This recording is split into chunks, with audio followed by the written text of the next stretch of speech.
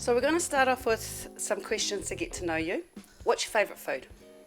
I've got lots of favourite foods actually, but if I were to pick, I suppose a whole pawa chucked on a barbecue is my favourite, really. Yeah. And who cooks that? Preferably not me.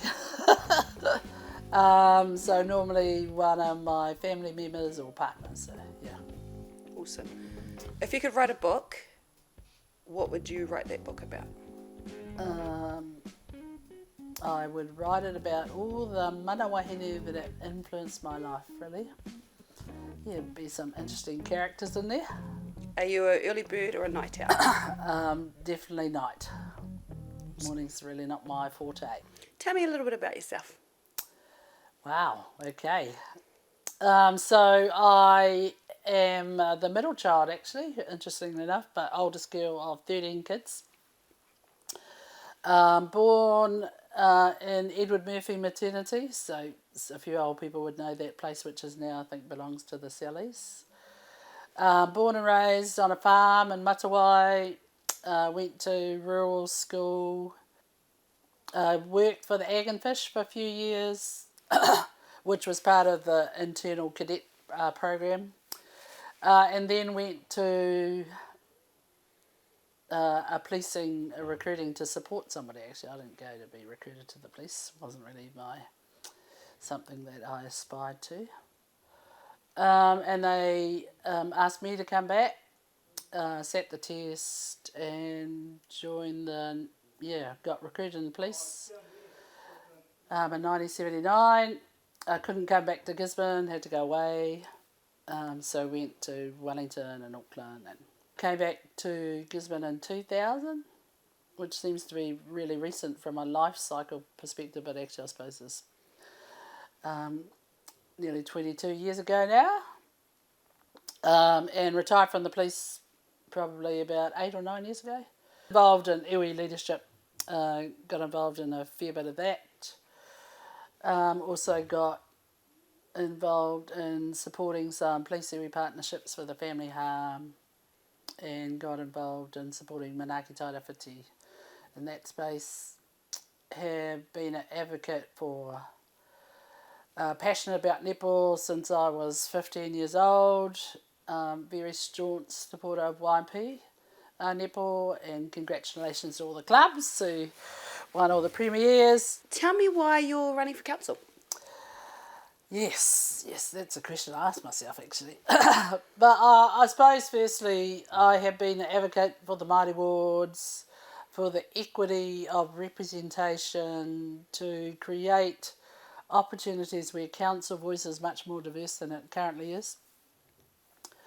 And so I put my hand up really to be part of that new direction that I think is really exciting for council to be going. So that's the first reason. And the second reason, I think I bring sufficient skills in respect of governance and understanding fiducial responsibility that I can offer at the table. If you could wave a magic wand and change one thing in Tairawhiti, what would that one thing be? So today, if I could have 300 houses that we could put people in, that would be my magic wand. That would be obviously a really significant social issue. If you do get elected, what will you make your number one priority?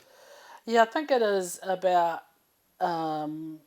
firstly creating opportunities where, other than a formal submission process, that council hears the voices of the people that they're here and elected to be responsible for the care of the assets for the Gisborne District Council, and creating those opportunities where there's different avenues so people can express issues that are relevant and timely as opposed to waiting for an election cycle. Who do you think are at-risk groups in the community, and how can the council help them? So if you think about my history and my career, and I had to leave, and our biggest issue is that we're losing lots of our young rangatahi to other places, and they don't come home. So we have no tertiary provision, and we don't have opportunities to attract them back. So that would be the biggest risk for our community, is that we become a bit like a retirement centre like Tauranga, and young people has such vital and bring such vitality and innovation and new ideas to a community that they're a pretty essential part of how we evolve. What do you think we can do to keep them here, or bring them back here? Yeah, so technology obviously helps because it makes it less isolated if you can still access by different means. And obviously employment is a biggie. And the equity in respect of having equal salaries whether you work in Auckland or Gisborne or London, really. And how Gisborne or Tairāwhiti as a community actually makes sure that there is that sense of balance of, so you may not get paid as well as the living in central London, but actually the advantages are it's 10 minutes to the beach, it's 5 minutes to a beautiful walkway, all those different community assets.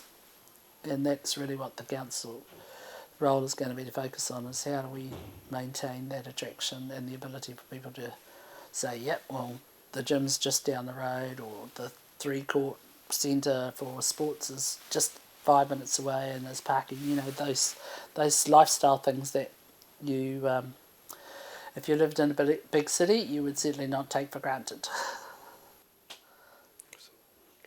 What would you like the community to know about you?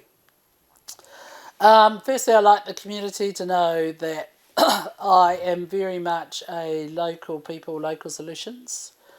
I'm happy to stand up and push back to central government if I think it's not what should happen for our community. I'm certainly not a one-size-fits-all.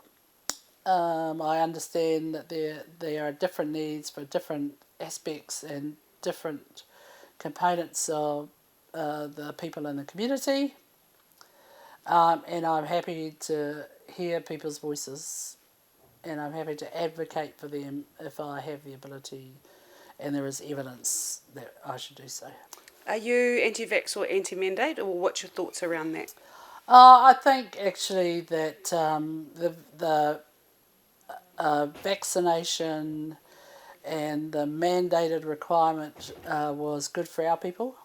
I think that Māori being the most high risk in respect of access to health means that we just needed to have a much more focused emphasis on the at-risk Māori community being vaccinated. So my answer to that is no. I think that the science and the support and what the information provided by the government helped me to make a decision to say vaccination is the right thing to do.